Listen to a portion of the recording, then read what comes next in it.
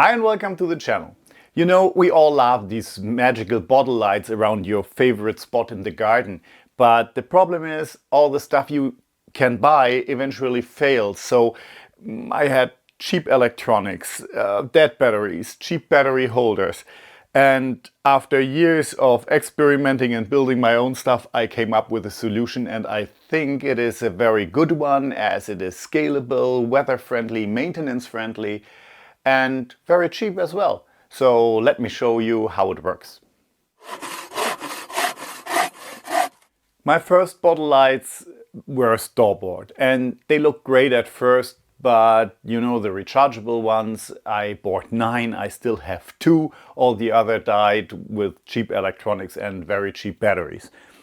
The next thing are these where you can put a AAA battery in, and they are okay, but the battery holders feeling cheap, so some threads were worn out after a few times changing the battery, and all of them you have to kind of camouflage the electronics, as it depends a little bit on the bottle, how wide is the neck and so on.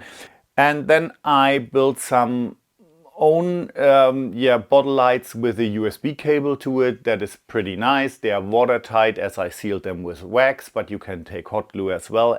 But the problem is you can't leave the power bank out in the rain. So every version solves one problem but created another. I chose a fairy light unit with a huge solar panel. This gives you enough juice and will collect enough sunlight even if it is dirty or not positioned in the best possible way. So a huge solar panel is a plus. These units, they have a 30 feet long fairy light, and this is what I want to have. Now it is very simple. What we're doing here is we're cutting the wire between two LEDs and extend this wire. But be careful that you do not mix up the wires. If I cut it, I mark it with a shrink tube and then I cut the other one. Around this copper wires there is a protective coating that is not conductive, a kind of protective lacquer, and you want to get rid of that. An easy way is to burn it off with a soldering iron or even with a lighter, as I did it here, so you see the clear flame. That's everything, and then you clean it with alcohol. That's what you need. And you can go on and solder the wires together.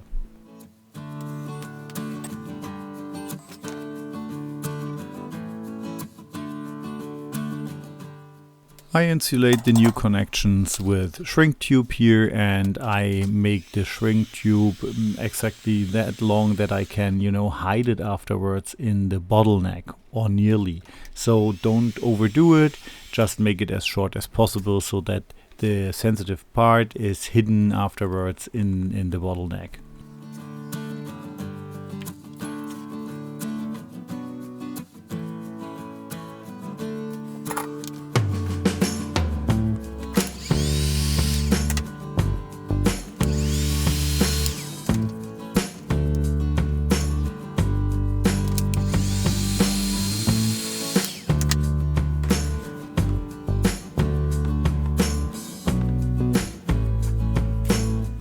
To connect this solar module with a battery, I use a plug here. This is a watertight plug so that I can remove it if it is too cold, or during installation of the bottles it's easier that you do not have to worry about the solar module.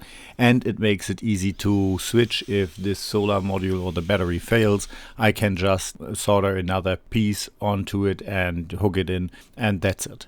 To make everything watertight, I used corks and I glued them in with silicone. That is very, very good. Everything is airtight and watertight. Afterwards, I wrapped everything into electrical tape. I used red tape as I used red hot glue to, make this waxy or wax sealed kind of appearance that you have with old bottles. That is a very easy step, but be careful. I heated up the bottles before I used the hot glue, the hot air gun, so that you do not have this very harsh temperature shock if you apply hot glue just on the neck.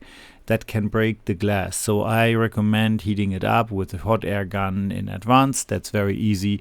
And even then, if the appearance, if the hot glue is not melting the way you like, you can heat it up with a hot air gun and it starts flowing wherever you like it.